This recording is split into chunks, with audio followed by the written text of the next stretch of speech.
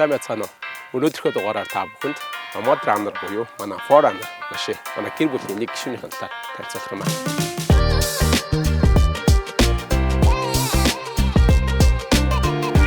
Тэгэхээр юун түрүүнд Nomad Runner гэж ямар утгатай юм бэ гэхээр угаасаа нүүдэлчин аялагч Nomad тий. Тэгээ Forerunner машиныхын нэрийг хооронд нь холбоод Nomad Runner гэж нэр өгсөн байгаа.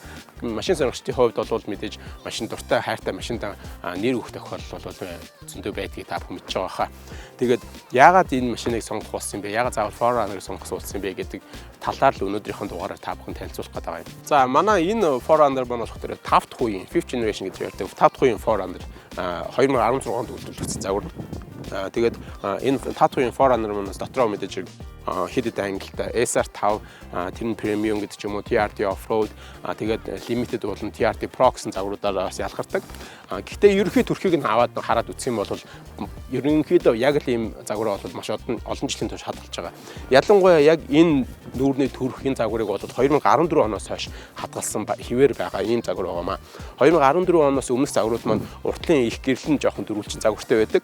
Энэ оноос эхлээд энэ уртлын их гэрэл нь илүү ийм жартгар болоод дээрээс нь соёог гэж нэрлэдэг хоёр талтай энэ мангийн гэрлийн хэсэг нь ийм болж өгснөөр илүү их хэрэгжтийг татаж эхэлсэн гэж бас хүмүүс харддаг юм байлаа. Тэгээд энэс хойших загварууд нь бол Хойд Америкийн зах зээлд маш амжилттай борлуулж явж байгаа ийм загвараа. За яг нарийн нөгөө загваруудын ялгааны талаар бол би яг харьцуулсан зургуудаараас үзүүлэе гэж бас би бодож байна. Юу ч өөрийнхөө машин дээр яриа явчих. Яг энэ машины хувьд бол илүү дутуу юм бол бараг хийгээгүй. Ерөөхдөө бараг стокороо гэж ярьдаг тийм. Анх авсан тэр загвараар байгаа амарчин юуг нь солиогүй учраас. Гэхдээ яг хөө мэдээж тэр snorkel гэж монголчууд ярьдаг агарын хоолойг нэмж өгсөн. Тэгээд дээр нь ачаа нэмэлт гэрэл сүүдэр бичээг нэмж өгсөн. Яг аяны зорилттой юмнуудыг л нэмсэн гэсэн үг. Бусдаар бол яг өөрийнхөө байгаагаар.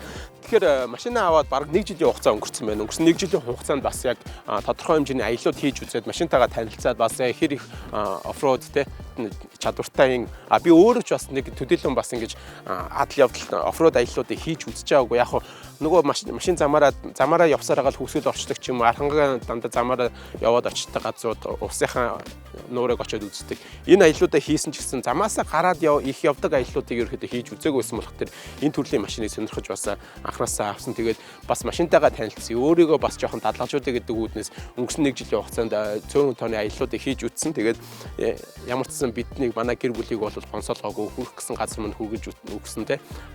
Завхан орлоо, завхны синжит хаад, улагчийн хар нуур, мухартын гол, за үр хангаа 8 нуур гэдэг ч юм уу. Энэ газруудаар бас яваад ирэхэд бол ямар ч асуудалгүй байсан. Тэгээд өнөөдрийнхөө видеогоор болох дээр та бүхэнд бас нэг зарим нэг гормуудыг бас яаж ашигладгийг тэрийг бас харуулаа явчих. Тэгээд бусад загваруудынхаа бас онцлогуудтай нь бас харьцуулаад явчих тий. 5 дахь үеийн Forerunner нь бүгдээрээ яг ижилхэн 4000-тай V6 мотортой. Энэ 1GR гэдэг мотор байгаа. Энэ Toyota-гийн бас олон жилийн туршид уршигдсан, сайшигдсан ийм мотор байдаг. Хүмүүсийн бас нэг жоохон шүүмжилтийн нэг тал нь юу гэхээр урагшаа 5хан араатай. 5 араа нь одоо 2024 онд юу машин учаа 10 араа, 8 араа гэж зөндөө бол сонголттой болсон байхад одоо хүртэл 5 араагаар явж байгаа нь бас шүүмжилтийг хийдэж энэ бол хизээч одоо тийм амархан эвдэрэхгүй таныг ингээд хаа газар явуулахгүй ийм мотор Европ гэдгээр бол алдартай. За энэ мотор маань бас одоо Toyota-гийн Land Cruiser 200, 300 загваруудтай нөө GX загварууд байдаг. Эдгээр дээр ашиглагддаг. Мөн Prado-гийн 4000-тай загварууд ч юм уу тийм. Машины маань доторх салоны хувьд бол маш энгийн хэрнээ хүний гарт ойр хэрэглээнд маш хялбар байдгаар онцлогтой. Бас маш таалагддаг зүйлүүдийн нэг нь. За юу вэ гэхээр энд бол за өрүүл дээр хөдөлгөх нь бол энгийн байралтай цонхных нь хөдөлгөх нь энэ дээрээ байрладаг гарт их ойр. Зарим нэг машиныхын доор тэгээд энэ нөгөө бариултайгаа ингээд хашлаад эргүүлж байрал тааруулахад их төвөгтэй болгочдөг ч гэдэг юм. Иймэрхүү байдлууд дээр маш энгийн. За энэний дээр хамгийн гол нь энэ нэг хянах самбарны энэ хэсэг байдаг. За энэ хэсэгт бол нөгөө нэг агаараа тохируулахтай халуун гүйтнээ үлээлэх энэ тохиолгонууд маань бүгд ийм эргүүлдэг юм хөрднүүдтэй байгаа. Энэ өөрөө бүхэнд хэрэглээнд маш их энгийн болдог. Энийг анзаардгүй юм билээ. Энэний үн би одоо жишээлбэл RX гэх машин дээр явдаг хахад тэрэн дээр ингээд таарынхаа тааруулахтаа ингээд нэг дэлгэсэн дээр тавшаад байдаг. Тэгж тохируулах нь өөрөө ямар төвөгтэй байдгийг бэ гэдгийг энэ машиныг унж үзснээс анзаарсан. Яг ингээд шулуун замдч бай, бартатай замд явчихсан ч бай. Явж явах үедээ бараг урагшаа харж байхдаа л энийг өөрийн гараар мэдрэмжээр энийг ингээд тааруулах боломжтой байдаг. Нөгөө дэлгэцээ хараад юу үлээ гэж харах шаардлагагүй тахвчдэр их амар. За тэгээд хинас самбар мамны ч гэсэн маш энгийн магадгүй 2016 оны болох төр бас бүр өшөө энгийн байж магадгүй. Гэхдээ ерөнхийн ингээд дизайн загварыг ингээ хараад үзэх юм бол энэ 2010 оныхон загвараас хойш төдийлөн өөрчлөлтүүд ороогүй. Оноос хамаарат ихсэн баг зэрэг нь томорсон үзүүлэлтүүдтэй байгаа. За манай машины хувьд бол TRD off-road эсвэл trail гэж нэрлэдэг загвар байгаа. Энэ загварын хувьд юугаар онцлогтой вэ гэхдээ хэд хэдэн энэ off-road чиглэсэн загвар учраас хэд хэдэн онцлог шинжүүд гарч ирнэ. Хамгийн нэгдүгээрт энэ бол механик гэрчаактай.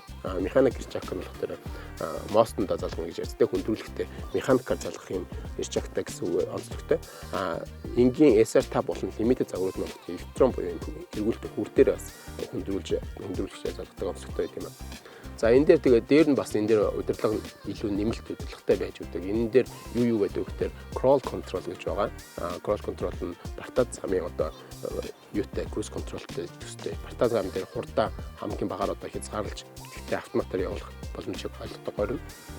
Хажууд нь болох дээр multi terrain select буюу ямар орчинд бартад замаар явж байгаад сонгож өөрөө автоматар машинаа тохируулах боломжийг олгодог үүд байгаа. За тэгээд яг TRD off-road trail TRD Pro загварууд дээр ялгардаг хамгийн том онцлог нь юу вэ гэхээр хойд дифференциалаад өгж e-locker энэ чинь байрч өгсөн байдаг онцлогтой. За тэгээд бусад машинтай адилхан e-track систем нь бол энэ чинь байрч байна. Crawl control системийг бол ашиглахад бас их хэлбэр. За дээд дээр хийц мэжээд асаалаа. Асааснаас хойш одоо энэ 5 шатлалаар яг алин дээр нь тааруулах вэ гэдгийг сонгоод явна. За энэ 5 шатлал нь бас ямар замд аль шатлалыг нь ашиглах вэ гэдэг зөвлөмж бодол мануал дээр нүүр дээр байж байгаа. Тэгэхээр тэрийг бас хараад явах боломжтой. Элсэнд суусан үедээ гаргах эсвэл шаварт суусан үедээ гаргасан тохиолдол байдаг юм билээ. Би яг өөрөө турш үзэг болох төр сайн мэдэхгүй байна. Би өөрөө энийг ямар үед ашиглаж үзчихсэн бэ гэхээр өгсөөр яг юм сул хайрхтай замд өгсөөрөх замаар явхад яг хурдыг нэг төвшөндөө тохируулаад өөрөө замаа хараад удирдах явхад их хэлбэр боломжийг олгож ирсэн ийм тохиолдол байгаа. Та бүхэн Forerunner машиныхаа завхын ялгаануудыг харуулах үүднээс бид нэр их тайвны гүрний баруун талд байлдаг US Cars Luxury Motors дээр ирчихсэн байна. Миний зүүн гарт талд бол 2014 оны SR5, миний баруун гарт талд бол 2022 оны TRD off-road загвар байна. Тэгэхээр эндээс бид нэр оны хоорондын ялгаа болон загварын ялгааг илүү сайн харах боломжтой юм.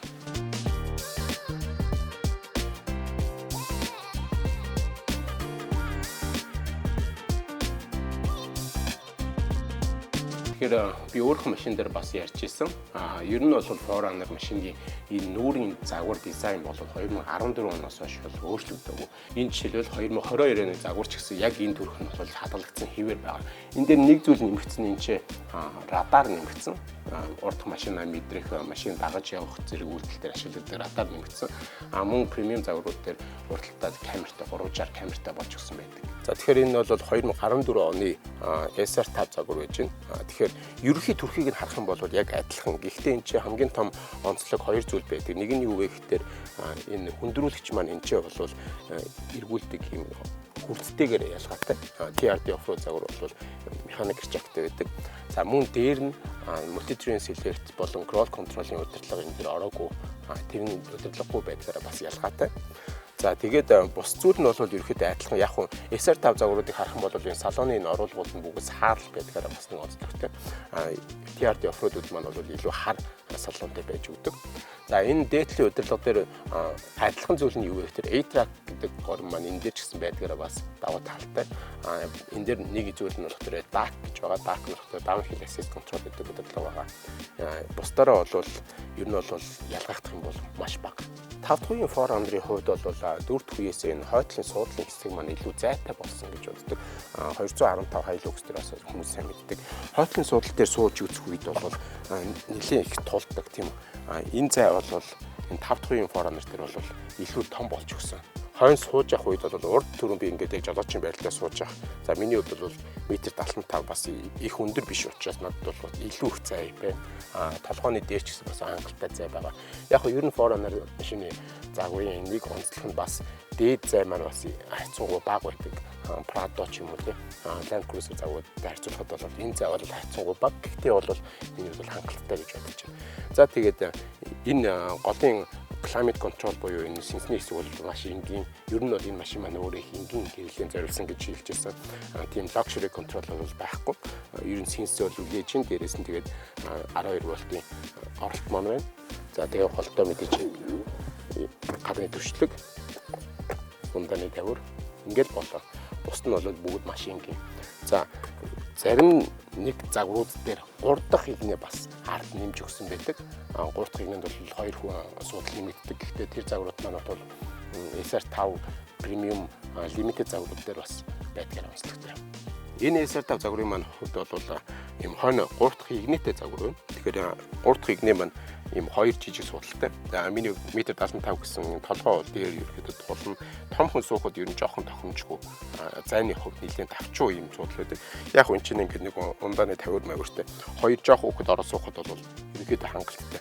За энэ суудлыг бас босгоод үзье. За яг ингээд дунд суудлаа босгоод ирчихсэн үед бол энэ хойно суухад том хүнд бол маш духгүй өвдөг тулна, толгой дээшээ тулна тий. Харин бага насны хүүхдүүд, жоохон хүүхдүүд бол хангалттай зай шиг санагдаж байна. Энэ олон хүүхдтэй ч юм уу олуулаа аялгаж байгаа бол хойноос хүүхдүүдээ суулгаа явах нэг опшн юм чааж болно. 22 оны TRD off-road загварт машинд орж ирсэн байна. За энэ загварын хувьд бол оноо шалтгаалсан бас нэг хэд хэдэн апгрейд гэх юм уу загварын баг зэрэг өөрчлөлт байгаа. За хянах самбарыг харах юм бол загварын баг зэрэг өөрчлөгдсөн байгаа.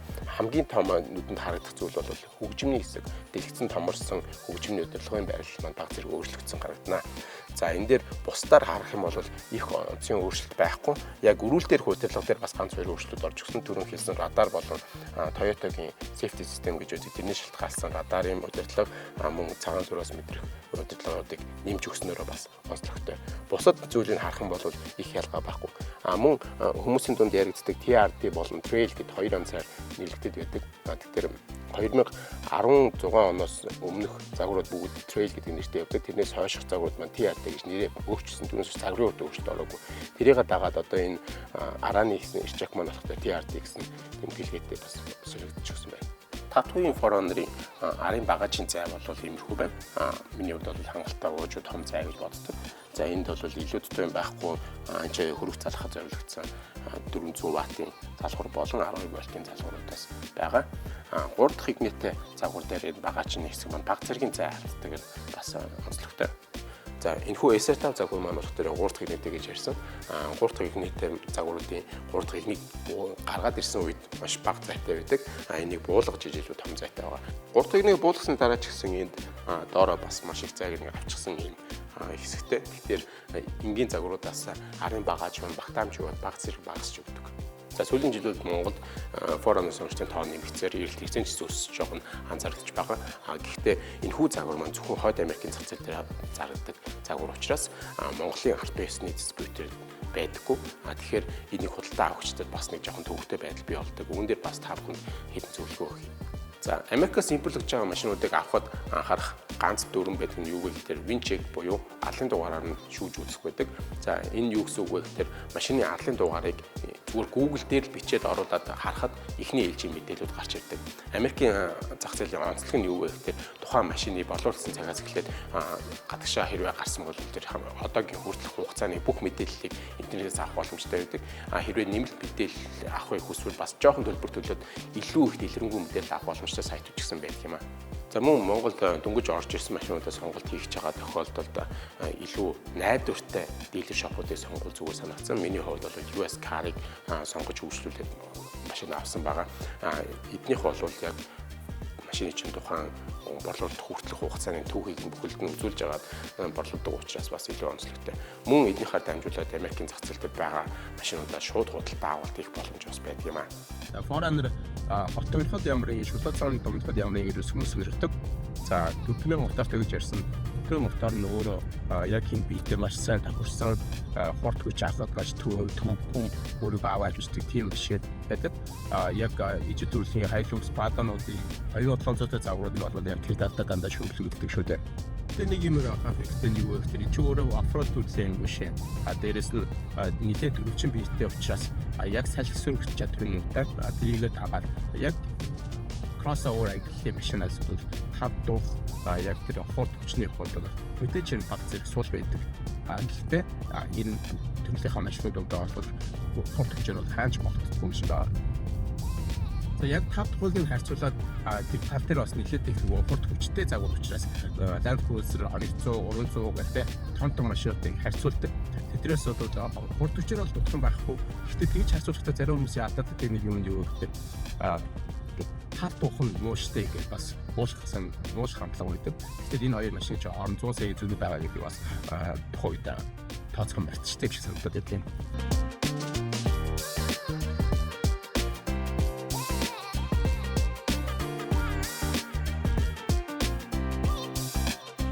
Одоо ингээ явсаар гадаа замын нэлээ хүнд хэсэг дээр ирсэн байж байна.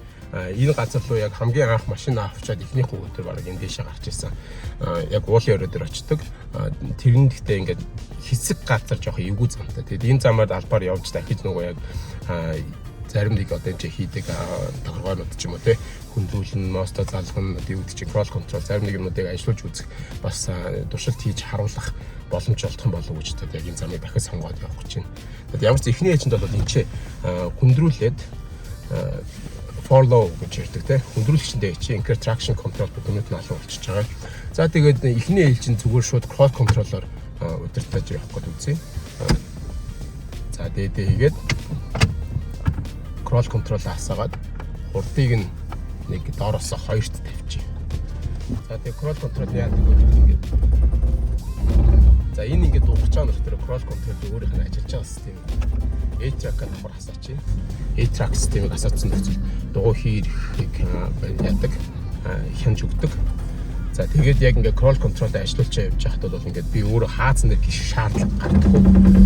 Машин өөрөөр хаазлаад хурдыг нь бариад одоо яг миний тохиолсон доороос 2 дахь хурдан дээр бол нэг 1 км/цаг хүрэхгүй бараг хурдыг тохируулж автоматар өөрөө тохируулж явдаг гэсэн. Тэгэхээр энэ үедээ бол машин ингээд бүр автоматар өөрийнхөө хийргэлтүүдээ ингээд харуулаад одоо энэ замын энэ хүнд хэсгийг бол ингээд миний оролцоо маш бага. Би бол за одоо ингээд track маань ажиллаж байна. Хийргэлтээр бол ингээд дууны хийрж байгаа дууг бариад ирэхгүй байгаа дууг ирүүлээд яаж гэсэн. За энэ бол хамгийн нэлийн хүнд хэсэг. За ингээд Forandry хамгийн гоё юм энэ дээр ингээд бүх юм их гоё автомат юутай учраас тэгээд их торхон байхгүй ингээд энэ хүнд давааг бол дорхно ингээд гараад чинь. Саяны яг нэг хэсэгтээ анзаарсан бол яг нэлийн хий эргээд доошоо сууж өгсөн тий. Тэрэн дээр яг хий эргэлтэн дээр нь A-track нь ажиллангуудаа дуугаа барьж аваад тэгээд юу ирэхгүй байгаа дуу яг гацтай тулцсан байгаа дуун дээр нь тааруулж байгаа гэсэн. За одоо ингээд яг өксөр юм ямар нэг мартаагүй өксөр хэсэгтэр бол хурдан жоохон бага байх юм бол би ингээд хурдыг нь cross control-ын хурдыг бас ингэ нэмжиж болж байгаа. За ингээд ерөөхдөө зам нь энэ зэгт одоо гайгүй болчихно. За юус эхлээд энэ төр зогсоод за ямар замаар яваад ирэх юмсныг хараатыг. Бас цаашаа бас ямар замтай байна дахиад нэг хараат тий. Энэ хэсгээс гараад ирсэн юм. Ерөөхдөө нөгөө замаач сайн хараагүйгээр сая ярьж өгч байгаа. Харангуйтай за юмдаа юуцсан залгаад орчих гээд орчихсон. Тэгээд жоохон энэ хэсгүүд харагдсан. Онох ямар аймаг газар явдаг юм гээд харуулж. Бодлоо зөндөө ойдсон гэдэг мэдээ. Тайд бас нэг жоо харуулъя. Яг камерын дээр харахаар нэг сайн мэддэхгүй байгаа юм л байна. Чишээ яваад үзтээ. Тийм машин шиг байна. Яач.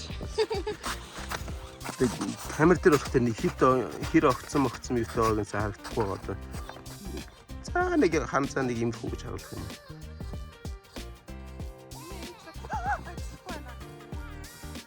Тэгээд том чулуутай. Тэгээд бас жоохон цастай. Түүний болоод энэ чулуутай. Тийм. Яг түүний болоотой хэсэг бол энд байх шиг байна. Тэгээд энэ цаснтай жоохон гулгсан. Тэгээд энэ том чулуу. За энэ миний хэсэг дээр бол нэлээ. Тэгээд доороос нь харахаар гайг барахт нь үзүүлээ. Ингээд нэлээд том чулуутай. Ингээд яг камер дээр бол угаасаа бата замыг бол нэгсэн харагддаг юм. Гэтэ энэ бол одоо жишээл ингээд дэмтгэж 20 см just дэше өссөн.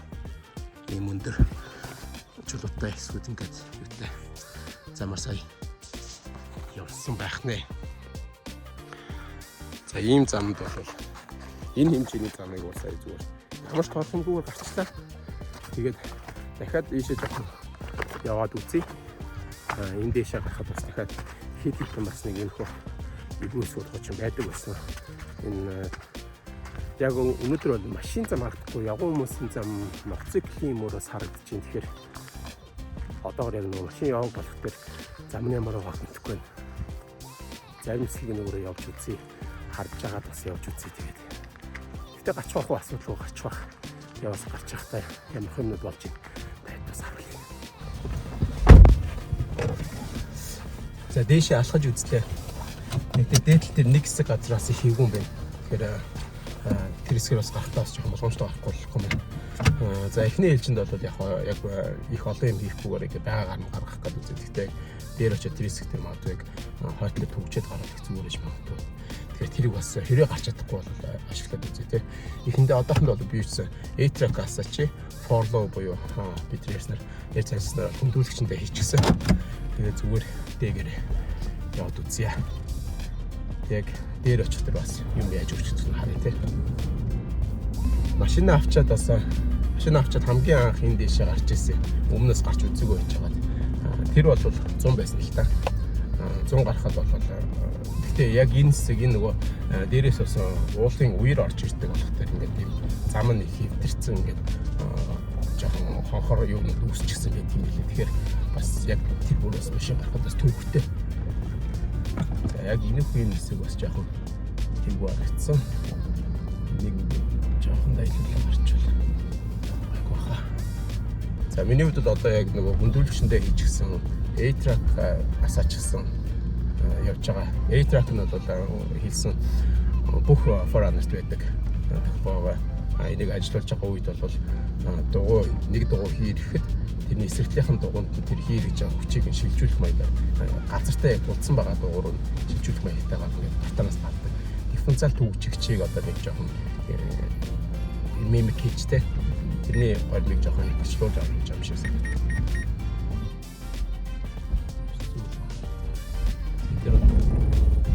Яг юм шиг хийж байгаа. A-track мөн ажиллаад байгаа хэвээр. За A-track мөн ажиллаж байна. Ингээд хийж байгаа яг тэрэн дээр A-track нөгөө хийргээд байгаа дугуйгаа барьж аваад тэрнийхэн хүчийг ингээд нөгөө дугуйг өгöd байгаа гэсэн. Тэгэн гут ингээд сая хийрдэг дээр жоохон хөвшлөлөд ингээд хаацж байгаа ингээд хоп ямар ч юу асуудалгүй гараад ирж байгаа. За өнөөдрийн дугаараа та бүхэн гэр бүлийнхаа нэгэн гишүүнийг ингээд танилцууллаа. Тэгээд Foreigner Sonship группүүд дээр ирдэг түгээмэл асуултуудад бас хариулахыг хичээсэн. Мэдээж өөрхөн туршлагаас хуваалцаж байгаа болох тэр тодорхой хэмжээнд алдсан эсвэл дутуу үлдээсэн зүйл байгаа байх. Тэгэхээр та бүхэн коммент сект бас бичиж ирүүлээрэй. Бид нарт бас хэлэх санал сэтгэл байвал хуваалцаарай гэж хүсэж байна. Тэгээд мэдээж манай сувгийг дагаарай, лайк дараарай, фоллоу хийгээрэй. Тэгээд дараа уулзлаа. Баяр таа.